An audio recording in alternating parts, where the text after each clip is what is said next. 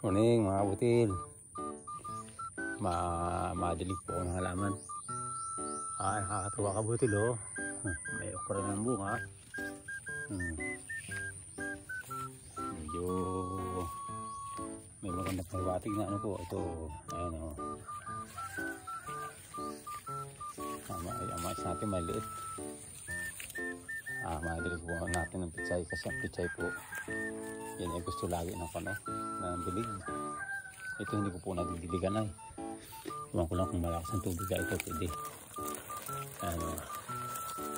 Ang tubig po namin ng mga kabutil ay galing bundok. Ito po ay parang kumbaga sa spring galing sa bukal. Yan. Kaya po binabayaran naman, monthly na lang po binabayaran namin dito. Yan. Magaganda na po ano po.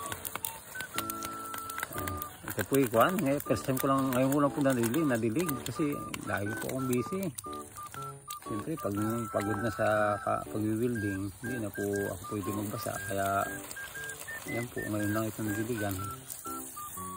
Nakakaawa naman po kaya kahapon natapos ko po siyang gamasan. Yan, medyo ginawa po yung mga gilid-gilid na gumagulang na yung sitaw na yun. Ito po ay malaking tulong po sa ating pang-araw-araw na konsumo.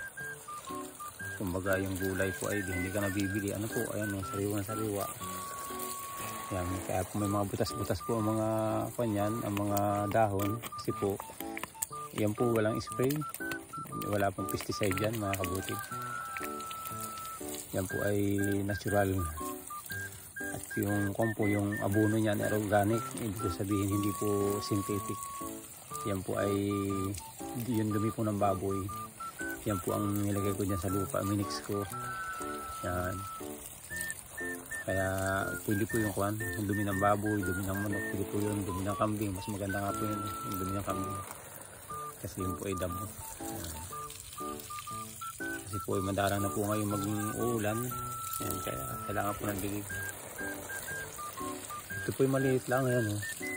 Dati doon meron po yan. Kasi nga na siyempre naglaki yan ng mga mais. Natunaw po siya. Pero meron po pong mga ilang-ilan.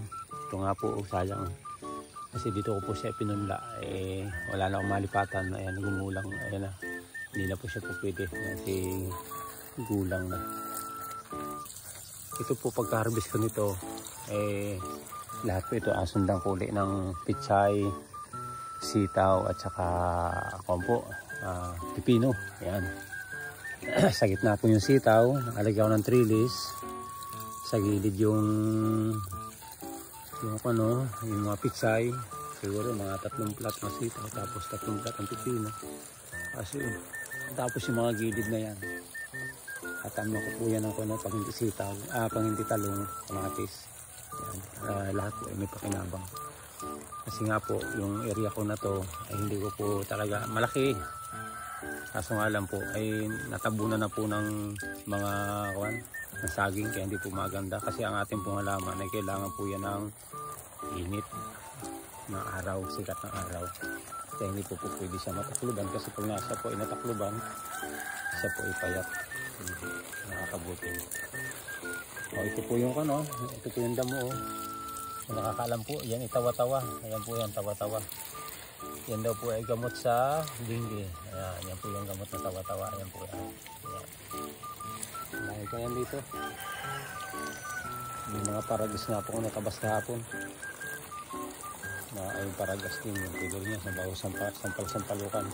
Napanggamot niya sa UTI, sa bato. Tataba na po siya. Kaso nga lang simple yung mga dahon po niya may mga butas, kasi nga hindi nga po ako nag-spray. Natural po yan. Kaya nakakabutin. Mas maganda po pag wala pong spray, dahil siyempre yun po ay kakainin natin. Yun. Pero yung sa mga merkado po, hindi ko po sinsira naman po yung malalaki na taniman. Siyempre pang merkado yun, kailangan po nila taga ng pesticide yun para magaganda po ang dahon. Alam mo naman po pag pag pangit ang dahon, Kaya hindi na po nabibili. Kailangan kasi sa pizza maganda po ang dahon. Yan. Pero ito pang sarili lamang, kaya ito po hindi na wala na pong abono.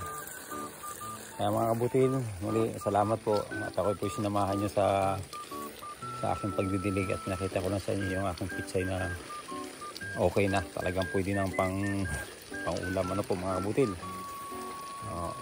Muli magandang isa pang mapagpalang araw sa ating lahat at God bless all mga kabutil. Salamat po.